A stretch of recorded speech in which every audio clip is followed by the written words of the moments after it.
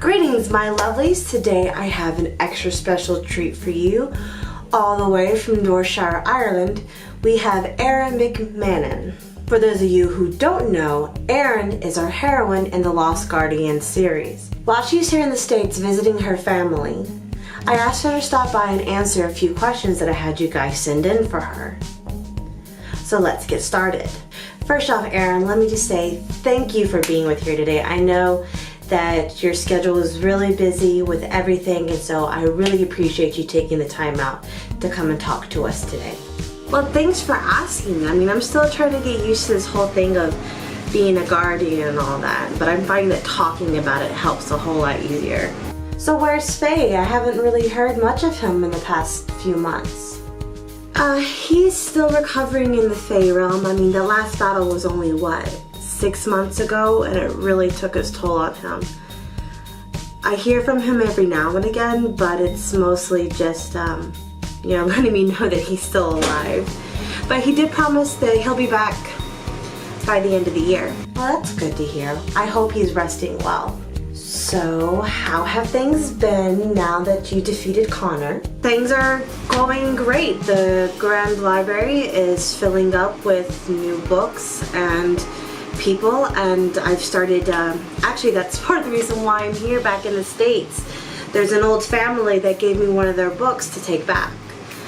It's got some interesting things in it, and I'm actually looking forward to practicing them when I get back. That's amazing. So now I have a fan question for you. Hold on, let me get it. Now that you've defeated Connor, what's your next step? Continuing to teach, both mortals and witches. I mean, that's what I love to do. I don't care how I do it, just as long as I get to do it. We now have librarians on 3 separate continents, and that's really helping us to teach and reach this new generation. Magic's not necessarily dying, it's just changing. Technology's made life a whole lot easier for people to live, so the need for people with magic is not what it once was. But we still exist, and as long as we exist, someone needs to teach the next generation. But as a personal project, now that I'm no longer, about to die, is to preserve the folk magic. For so long and so much history has been lost because the Grand Witches, the Guardians, and all those other high families, they look down on the smaller, folkier, simplistic crafts. I mean, there's thousands of books in the library on these grand forms of magic, but not so much on the smaller ones, the more of home and hearth situations. And we rely on those just as much as we rely on these grand spells and rituals. So it would be a shame if we lost it. How are things with you and Caleb? I know that at the ending of Time of Prophecy, he'd finally gotten his head out of his ass and apologized. I knew you were gonna ask this. Oh, I need some tea. We're taking things slow. He's still adjusting to the whole 2-world magic, non-magic thing. Kind of shaky on it, but I mean, I understand. I was that way when I first stumbled into this world, but I like to think we're doing better. I have another fan question here for you. How is Xander? I'm not really sure. And I know that sounds like a terrible thing to say given his family's history, but once he was free of Connor's control, Xander would just seem lost. And last I heard, he boarded up his house and left. He didn't sell it, but he left. And I heard through the grapevine that he's searching for some distant branches of his family tree. I don't know what will become of that. I don't know who these people are, but if they're so far removed that he didn't know about them, then I would like to believe that they're leading good lives and that they will help him regain a sense of self, and maybe he'll find some measure of peace. I wish him the best. So Xander, if you see this, strive for the light. but be you, and know that as long as you do, you'll always have an ally in me.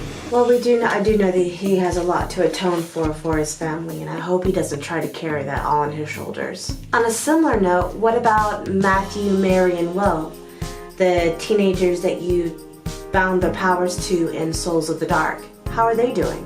They're all doing fine. I mean, their magic was still so new, to them, so it really didn't hurt them at all. And then without Connor's influence, they really couldn't even keep their place at Ravenwood.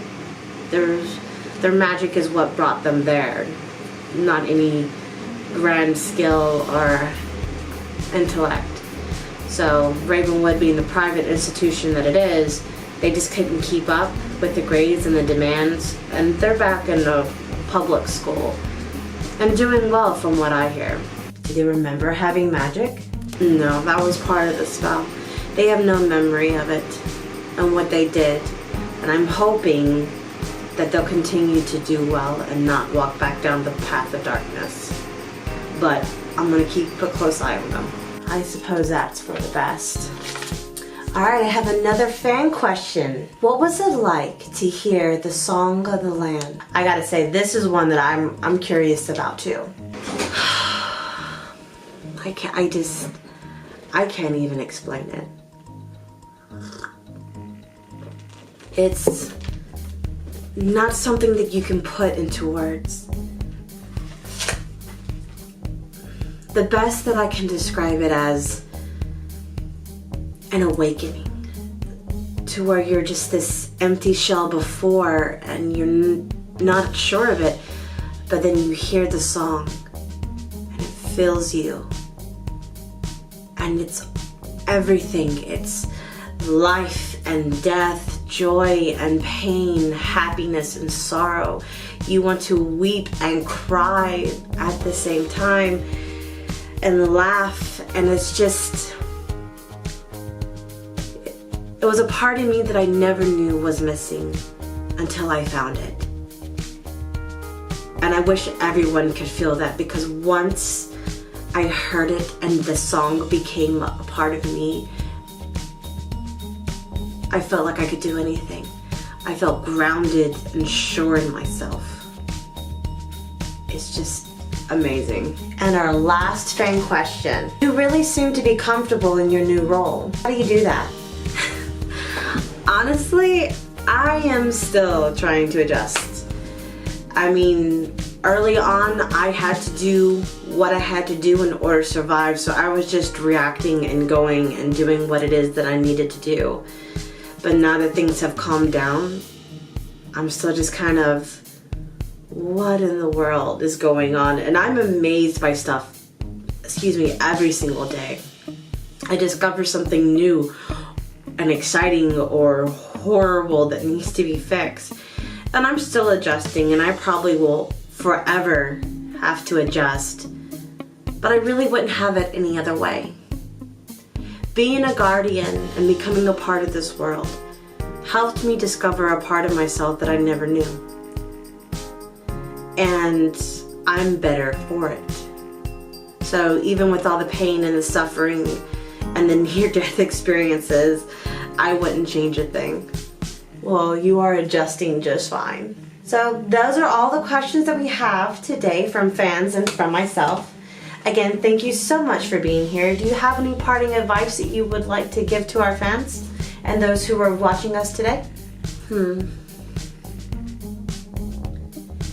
I guess if I had to say something, it'd be this. You don't have to be a guardian to stand up for what is right. That strength lies in all of us. The barriers that we enact between ourselves are superficial, barely surface deep, and it's not who we are, and it's not who we're meant to be. Because when it all boils down to it in the end, those differences that we seem to want to cling to divide us fade away in the wind. We are all people, whether we have magic, whether the color of our skin is different, whether our religion is different. We are all people. So maybe it's time that we started acting that way. Well, there you have it. There's Erin McMannin, the guardian of Dorshire, Ireland. Make sure you like and subscribe. I do videos roughly once a week, mostly on the weekends. So Friday or Saturday or Sunday. You can follow me on Twitter and Instagram at Timofeev. You can also find me on Facebook. If you like what I do and would like to help support me continue to make these videos and to produce other content, follow the link below to my Patreon page. For your support, you'll also get some nifty benefits that are not available anywhere else. So that's all that I have for you today. If you have someone else that you would like for me to interview, please comment below. And see y'all next time. Bye!